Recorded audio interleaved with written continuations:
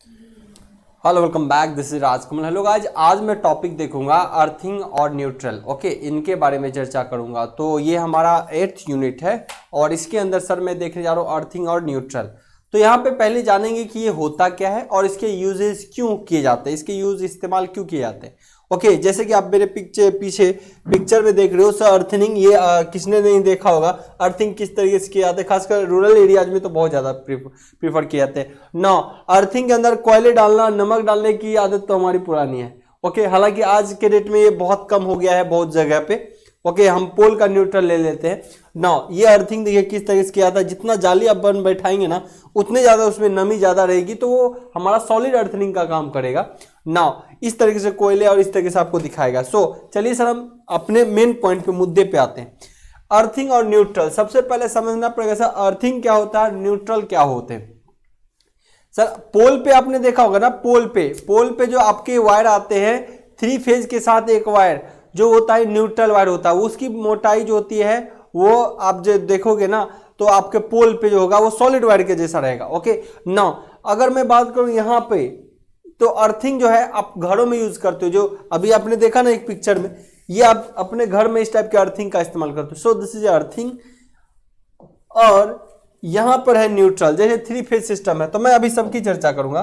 Sir ये wire है आपके न्यूट्रल वायर। ओके, तो न्यूट्रल वायर यहां पे आपको दिख रहा है। और सर घर में आपने अर्थिंग देखा होगा, तो अर्थिंग किसको कह रहे हैं, आइए सर अर्थिंग की चर्चा मैं एक बार कर लूं। अर्थिंग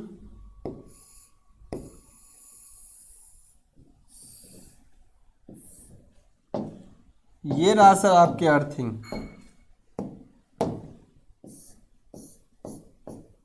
ओके, ये रहा आपके अर्थिंग।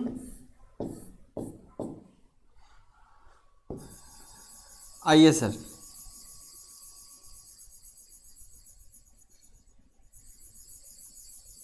यहां है हमारा अर्थिंग।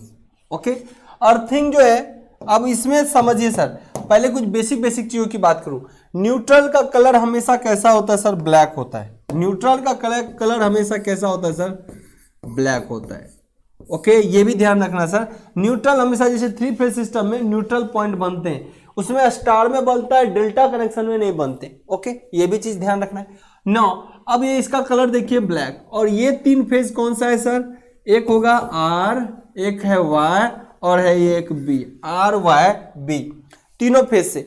अब यहां पे समझिए, अर्थिंग की बात करूं तो अर्थिंग सर हमारा ये रहा, ये अर्थिंग रहा ना। अर्थिंग जो है ये आपके यहां पे दिखता है। और ये आपका क्या होता है, एक इसमें एक होता है फेज और एक होता है सर न्यूट्रल, एक होता है न्यूट्रल। ये मेन पोल से आते हैं आपके। तो किसी भी चीजों को चलाने के लिए फेज और न्यूट्रल आपको जरूरी है ही, या फिर अर्थिंग की जरूरत क्यों पड़ जाती है। अब यहां पे बात आती है अर्थिंग की जरूरत क्यों पड़ जाती है। तो 5 पिन है, हम सबकी चर्चा करेंगे, एक एक चीजों की चर्चा करते हैं सर। अब एक चीज देखिए, इसका जो कलर होता है ना सर, वो होता है ग्रीन। कैसा कलर होता है अर्थिंग का, ग्रीन। कई बार आपसे एग्जाम में क्वेश्चन पूछता है अर्थिंग का कलर कैसा होता है सर, ग्रीन कलर का होता है। ये मोटा क्यों होता है, इनकी भी चर्चा करेंगे। अब यहाँ पे समझिए ब्लैक कलर होने का रीजन क्या होता है, जब न्यूट्रल का कलर ब्लैक क्यों प्रीफर करते हैं, क्योंकि आप जब साइंस पढ़ते हो ना, तो साइंस के अंदर आपको पता है, कहता है रेड और ब्लू प्लस येलो कलर को मिलाने से ये कलर हमेशा बनता है ब्लैक। सो न्यूट्रल का कलर हमेशा प्रीफर किया जाता है ब्लैक। ओके, तो ऑब्जेक्टिव टाइप आपके एग्जाम में क्वेश्चन पूछता है कि जो न्यूट्रल का कलर होता है वो कैसा होता है सर, ब्लैक। ओके, और अर्थिंग का कलर कैसा रखा जाता है, ग्रीन। अब यहाँ पे कॉन्सेप्ट पे आते हैं सर। किसी भी चीजों, किसी भी इक्विपमेंट को चलाने के लिए 2 ही वायर की जरूरत होती है। मैं एक वायर से भी दिखाता हूँ। खैर अभी वायर, एक वायर है, इसको खींचू तो शायद ये प्लग ही डैमेज हो जाए। वेट अ सेकेंड, मैं ट्राई करता हूँ। ये ऊपर आ नहीं सकता वायर। कोई ऐसा आपने देखा होगा ना, 3 पिन देखा होगा आपने। सर आप वहां पे देखिएगा, एक ऊपर वाला जो होता है ये ज्यादा मोटा होता है, ये थिक होता है, ये थिन होता है, ये थिक होता है, मोटा होता है। तो एक एक करके हम चर्चा करेंगे। सर ये मोटा होने से ये क्या है सर, थिक मतलब मोटा। एक एक चीज को समझेंगे अच्छे से। जब मोटा होगा तो इसका मतलब एरिया ज्यादा है। कौन सा एरिया सर, ये वाला क्रॉस सेक्शनल एरिया, ये वाला जो क्रॉस सेक्शनल एरिया की बात कर रहे हैं, ये एरिया ज़्यादा है। ओके सर, जिस रेजिस्टेंस, जिस कंडक्टर का एरिया ज़्यादा होगा ना, जिस कंडक्टर का एरिया ज़्यादा होगा उसका प्रतिरोध क्या, आर बराबर फॉर्मूला होता है रो एल बटा ए। तो जिस कंडक्टर का सर एरिया ज़्यादा, उस कंडक्टर का प्रतिरोध क्या होगा, कम। आप कहोगे सर प्रतिरोध कम करा के क्या कर रहे हो यहाँ पे।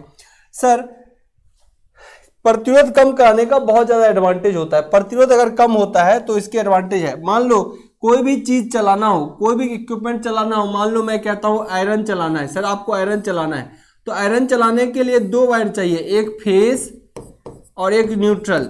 इसके अंदर जो मेटल रखे होंगे वो हीट हो जाएगा और आप उसको चला सकते हो।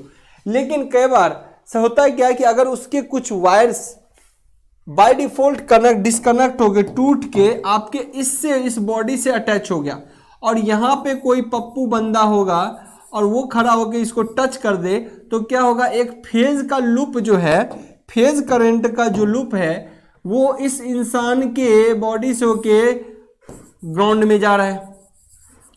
तो एक क्या होगा, इसको शॉक लगेगा। इसको क्या लगेगा सर, हेवी शॉक लगेगा, ये मर भी सकता है। डिपेंड करता है शॉक का लेवल कितना बड़ा है। ओके सो अगर आपका अर्थिंग, अगर ये अटैच है इससे दोनों में साथ में, तो कुछ करंट इधर भी चला जाएगा और कुछ यहां से बाईपास होगा। अगर ये बिल्कुल टूट के मेन फेज इसी से अटैच हो गया बॉडी से, सो इस इंसान को लगेगा झटका और पटक भी सकता है, मार भी सकता है। डिपेंड करता है कि कितना रेटिंग का करंट उससे बाईपास कर रहा है ना। अब देखिए, इसीलिए कहते हैं कि कोई भी चीज आप प्रेस करते हो तो आप प्लास्टिक की चप्पल या जूते वगैरह पहन के करो, या नीचे कोई चटाई ले लो मोटा वाला, जिससे करंट आपको लूप बनाने से रोके। लेकिन खैर, तो अर्थिंग क्या होता है सर, अर्थिंग का उपयोग, ये हमारा अर्थिंग है। अर्थिंग का उपयोग हमेशा क्या करते हैं, जो शॉर्ट करेगा उसको बाईपास करने का काम करता है। मतलब अगर अर्थिंग होता है तो इसमें तीसरी वायर का उपयोग करते हैं। अगर 3 पिन होगा मशीन के अंदर 3 पिन होगा, तो एक और वायर जाके कहाँ अटैच होगा, इसके बॉडी से। और ये तार मोटा रखने का क्या इरादा होता है, ये देखिए, ये तार मोटा रख रहा हूं, इसको कर रहा हूं मोटा का क्या इरादा रहता है, इसको भी देखिए सर। मोटा तार अगर रखेंगे तो इस तार का प्रतिरोध क्या हो जाएगा, बहुत कम।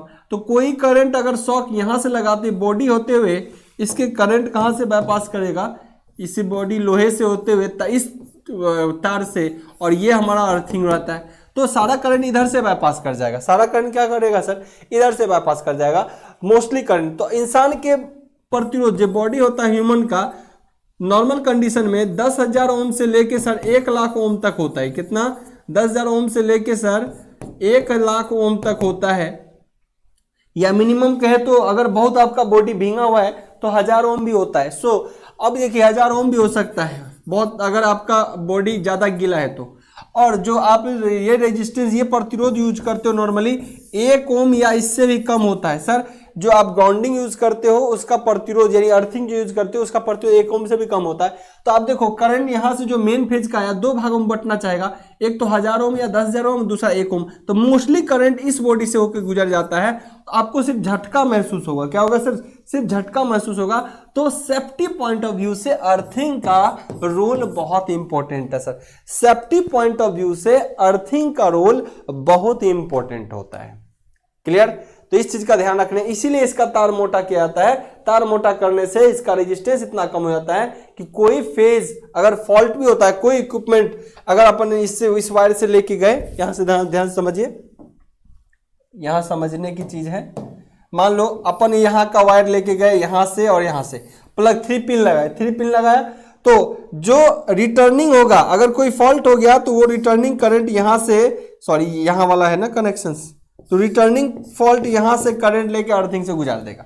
ओके, तो आप प्रोटेक्ट हो जाओगे। आपका डिवाइस किसी हेवी शॉक से वो भी जलने से बच सकता है। सो ये काफी सेफ्टी पॉइंट ऑफ व्यू से किसी भी सिस्टम के लिए अर्थिंग बहुत जरूरी है। सेफ्टी पॉइंट ऑफ व्यू से किसी भी सिस्टम में अर्थिंग बहुत जरूरी है सर, ये आपको ख्याल रहे।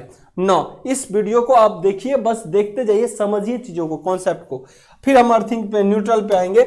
यहां देखिए, इसीलिए क्या किया जाता है, कोई मशीन में देखिए 2 फेज, यहाँ फेज है, यहाँ न्यूट्रल है। 2 सिस्टम चलाने के लिए तो काफी है इसको रन करने के लिए, लेकिन इसमें मान लो कोई वाइंडिंग तार इसके बॉडी से अटैच हो गया तो इसमें वोल्टेज रहेगा, कोई बंदा जाकर छुएगा तो उससे होकर अर्थिंग में करंट जाने की कोशिश करेगा।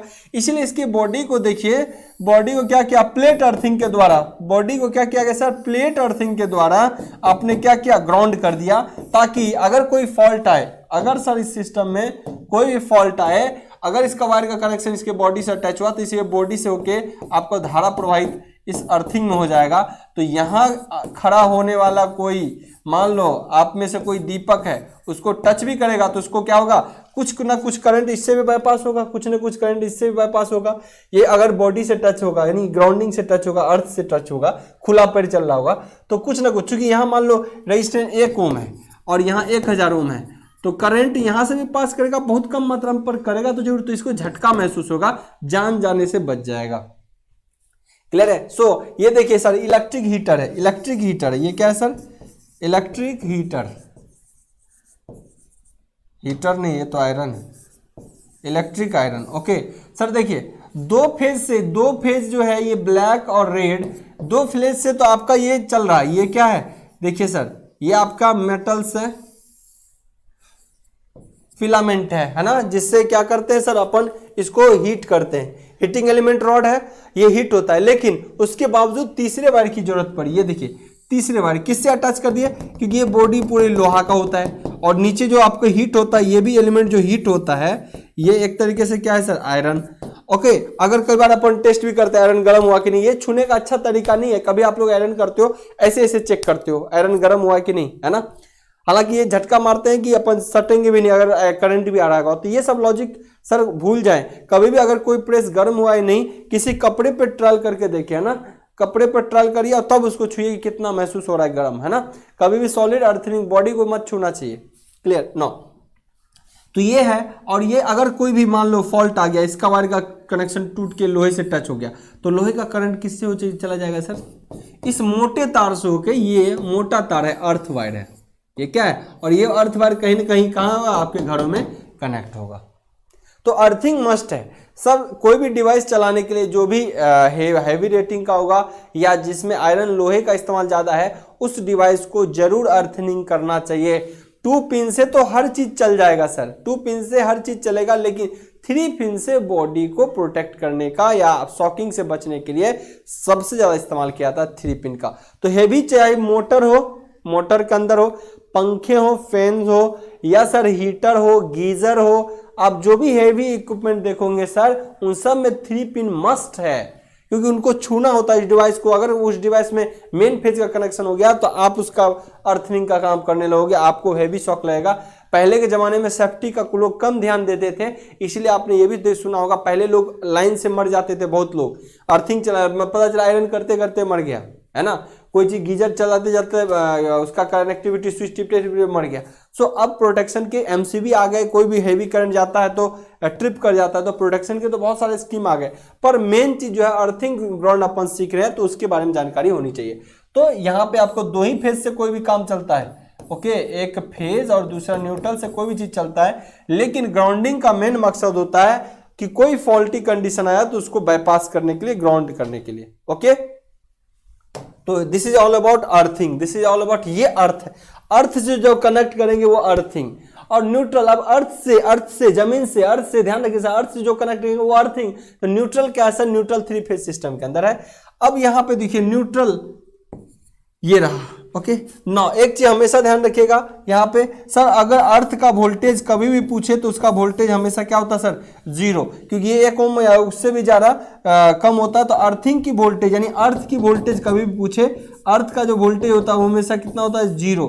अर्थ का जो वोल्टेज होता है वो हमेशा कितना होता है सर, 0। ये दिमाग में रहे, अर्थ का वोल्टेज हमेशा 0। लेकिन कोई न्यूट्रल का वोल्टेज कहे सर, न्यूट्रल वोल्टेज जो होगा वो मोस्टली 0 होता है, लेकिन जब अनबैलेंस कंडीशन हो तो 1 वोल्ट, 2 वोल्ट, 3 वोल्ट एग्जिस्ट कर सकता है, ये भी ध्यान रखें।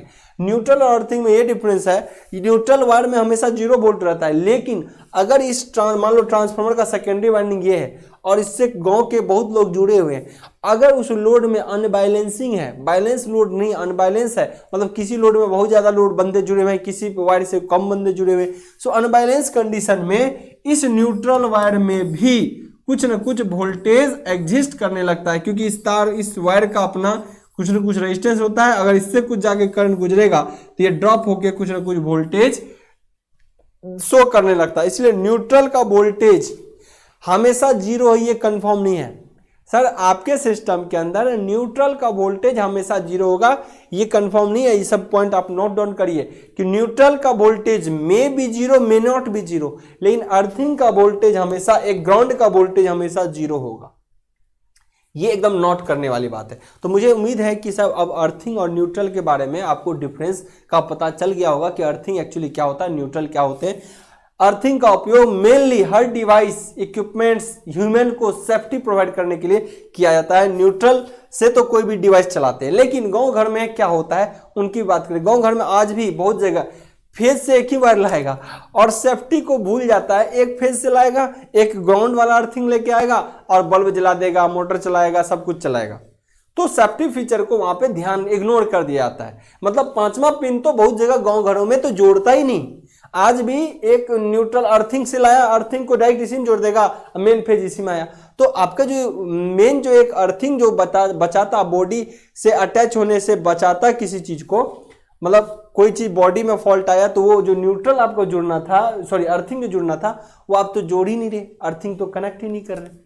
सो इस कारण आज भी बहुत जगह झटके महसूस होंगे अगर आप ऐसा सिस्टम नहीं यूज करते हैं तो। ओके, सो ये क्या है, कैसे है, आई होप आपने जानकारी ले लिया। अब टाइप्स ऑफ अर्थिंग भी आगे पढ़ेंगे। ओके, टाइप्स ऑफ अर्थिंग भी पढ़ेंगे। यहाँ देखिए, यहाँ लिखा है ये लाइन है, एक न्यूट्रल वायर है और एक अर्थ वायर है। ओके, लाइव वायर कई बार और मेन लाइन को लाइव वायर भी बोलता है, ठीक है। चलिए सर, अब यहाँ बताता हूँ, जब यही सारी बातें हो रही है तो यहाँ से कुछ चीजें सीखते हैं सर। अब कब देखो एक से एक एडवांस फीचर वाले आ गए, क्या, आयरन प्रेस, है ना, सब प्लास्टिक, सब क्या हो गया सर, प्लास्टिक ओरिएंटेड। बस चूंकि जिसको गर्म करना है वो तो लोहा का हो, वो तो प्लास्टिक का हो नहीं सकता। ये आपको मेटल दिखेगा, आयरन, लोहा।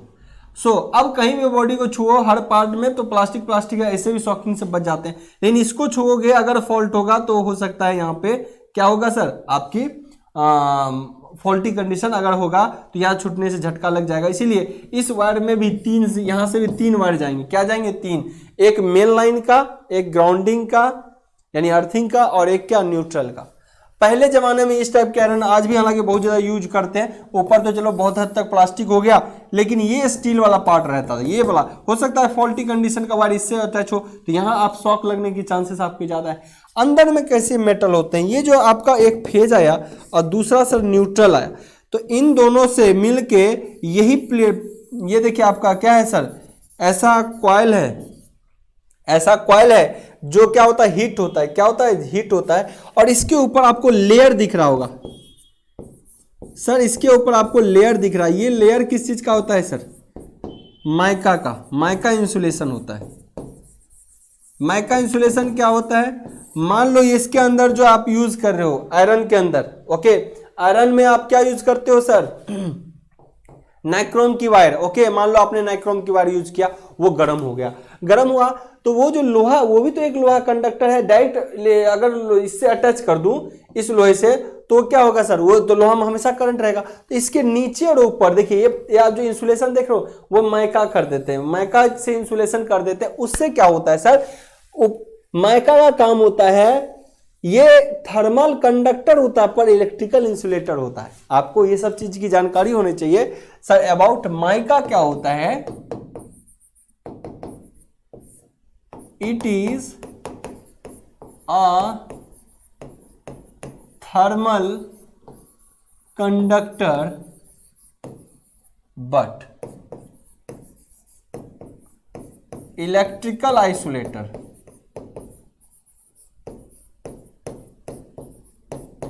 क्या होता है सर, इलेक्ट्रिकल आइसोलेटर। इसका मतलब कि इसके अंदर वाला जो मेटल होगा वो गर्म होने से हीट ट्रांसफर कर देगा, लेकिन वो करंट को ट्रांसफर नहीं होने देगा। कौन, ये जो लेयर है, लेयर इसके नीचे ऊपर माइका, उसी को माइका इंसुलेशन। माइका कितना डिग्री टेम्परेचर तक सर, लगभग 1000 डिग्री सेल्सियस तक तो आपको आसानी से क्या कर सकता है, बियर कर सकता है, वो फटेगा नहीं, टूटेगा नहीं, डैमेज नहीं होगा 1000 डिग्री सेल्सियस तक। इसीलिए माइका का उपयोग बहुत इलेक्ट्रिकल इंडस्ट्रीज में यूज किए जाते हैं। चलिए यहां भी जानकारी आपको मिल चुकी है ना। बड़े बड़े टावरों में आप देखोगे ना सर, बड़े बड़े टावर में आपके सबसे ऊपर क्या कर दिया जाता है सर, यहां पे सबसे ऊपर इन वायर को बचाने, क्योंकि ये लाइव वायर है, ये लाइव वायर है, यहाँ लाइव वायर है, लाइव वायर है। सो इन लाइव वायर को बचाने के लिए सबसे ऊपर हम क्या करते हैं सर, अर्थिंग कर देते हैं,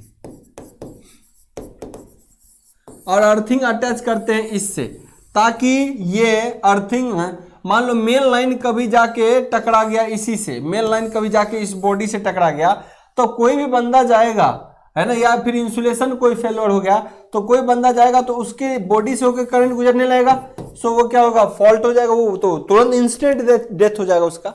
इन चीजों से बचने के लिए इसके मेटल की जो बॉडी होते हैं ना, ये मेटल की जो बॉडी होते हैं, इसको क्या कर देते हैं, ये यहां से जाओगे, ये मेटल की जो बॉडी होते हैं, तो ये सारा करंट, ये इस तरह से सॉलिड नीचे अर्थिंग कर दी जाती है कि सारा करंट इधर से बाईपास कर जाए। इसके इर्द गिर्द कोई बंदा अगर पोल से मतलब मेन लाइन अगर टकरा चुका है, अगर उसमें करंट है, तो इसके इर्द गिर्द भी जाने पे उसको झटका महसूस हो, है ना, इर्द गिर्द जाने पे झटका महसूस हो, पटक देगा, झुनझुनाएगा। लेकिन अगर ये सॉलिड ग्राउंडिंग ना हो, और सर ये मान लो कि टावर में इतनी नमी ना हो, तो क्या होगा सर, नमी ना होगा तो क्या होगा, अगर कोई बंदा जाएगा नीचे तो वहां पटक के रख देगा, और सट गया तो उसको मार ही देगा तुरंत। तो इस तरीके से न्यूट्रल और अर्थिंग में आई होप आपको डिफरेंस पता चल गया होगा कि अर्थिंग का कलर कई बार पूछता है, अर्थिंग ग्रीन कलर का होता है सर, और न्यूट्रल ब्लैक कलर का होता है। ब्लैक बनाने का हमने साइंस के क्वेश्चन भी बता दिए। अर्थिंग का क्या रोल होता है, आई होप आज आप समझ चुके होंगे अच्छे तरीके से। और इसके अर्थिंग के कौन कौन से टाइप होते हैं उनके क्लास में जरूर अपडेट करूंगा, और इससे रिलेटेड सारे टर्म को हम जल्दी से कंप्लीट करने वाले हैं। और नेक्स्ट एक हमारा रहेगा सब स्टेशन की अर्थिंग कैसे की जाती है, उनकी भी चर्चा अपकमिंग वीडियोज में देखने को मिलेगा। Okay, bye bye, take care.